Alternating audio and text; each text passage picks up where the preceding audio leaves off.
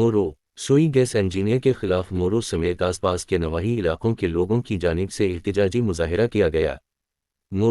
مورو شہریوں نے مورو سوئی گیس آفس پہنچ کر سوئی گیس آفس میں سوئی گیس کا بل ہاتھ میں لیے احتجاجی مظاہرہ کرتے ہوئے میڈیا کو بتایا کہ مورو سوئی گیس انتظامیہ کی جانب سے ہمیں ایک ماہ کا بل 25,000 سے بھی زیادہ کا بل بھیجا ہے، جبکہ سوئی گیس کا تو 8 ماہ سے نام و نشان نہیں۔ ہم لکڑیوں پر کھانا بنا کر بچوں کو اسکول بھیجتے ہیں اور مورو سوئی گیس انجینئر اپنے پسند ریڈروں کو بھیج کر غیر قانونی یونٹ لگوا کر 25,000 سے بھی زیادہ بل بھیج رہا ہے اور ہم سے ملنے تک کے لیے تیار نہیں۔ احتجاج میں مورو شہریوں کے ساتھ گھریلو صارفین، خواتین، بچے، معذور افراد بھی شریک تھے۔